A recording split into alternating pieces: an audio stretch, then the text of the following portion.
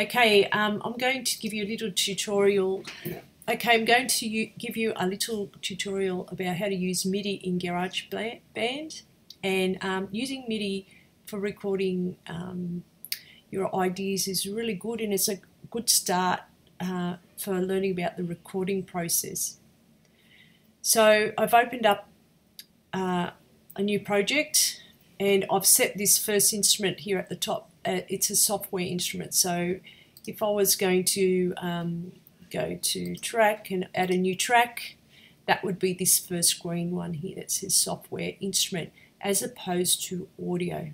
Because when you record audio or something live, you can't go back and change it if you're out of time or you played a wrong note or anything like that.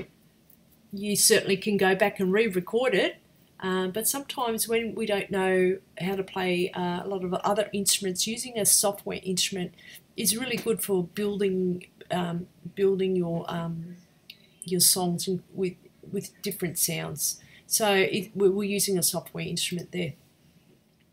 So the next thing we do is we plug in our USB Midi controller, a little USB keyboard, and when we plug it in, it should pick it up straight away. So as you can see, there's green coming up through it, and you can hear it through the keyboard.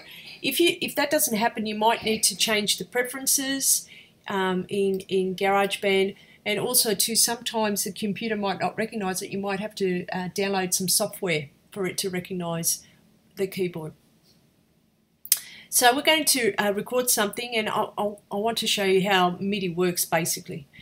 So the tempo up here is at 120. I'm going to move it down. That's a bit quick for me. So I'm going to bring it down to about 90. Okay, put my metronome on. Usually gives me a 4-count introduction, and I'll just play a little riff.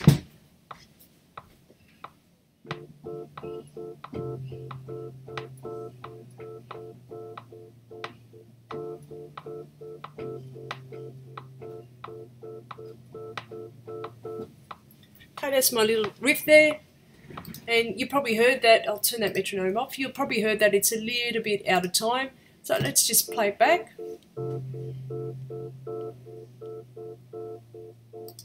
As you can see down the bottom here, this is the piano roll down here. You've got two choices, so if I'll switch it off. To get it, I double click it and it comes on. And there's the piano roll. So there all the notes. And this is where Midi is really, really useful, because I can move, if I made a mistake, I can move the notes up and down. And as you can see, half of my notes aren't even on the beat.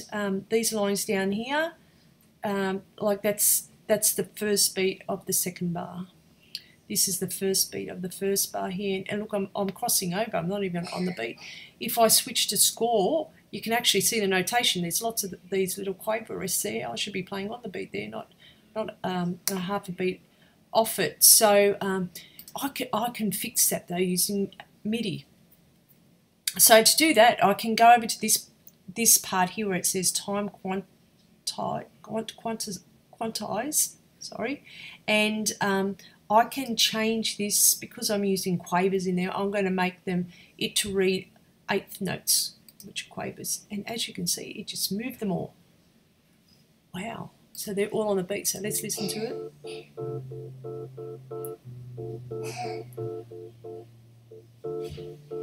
It's fantastic. Does create some gaps though, but we can easily fix them as well.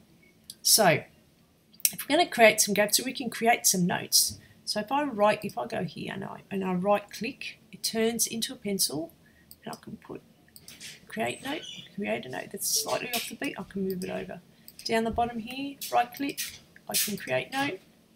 It's on the beat. This one down here, create note. So now it's a bit off the beat, so I can drag it over. How good's that? And it fills it in.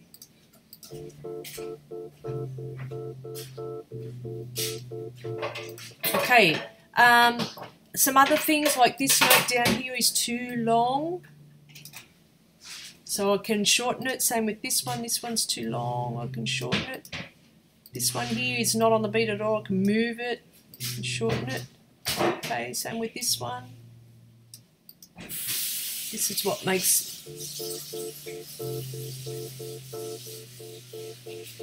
see, isn't it great? And then I check on my score. Doesn't that look beautiful? Oh, this third bar needs fixing. It's not on the beat. So then I can go back and fix it again. So have a go at it. There's lots of other things you can do. You can change the notes. You can change how hard it sounds when you're playing it by using the velocity here. Look, I can make that sound like you're playing it stronger. I can make it sound like you're just touching it lightly. Is that good? And like if you were to use a string instrument, so say a violin, you can change the velocity and play with it to get different textures out of the instruments. Anyway, have a go and let me know how you go with it.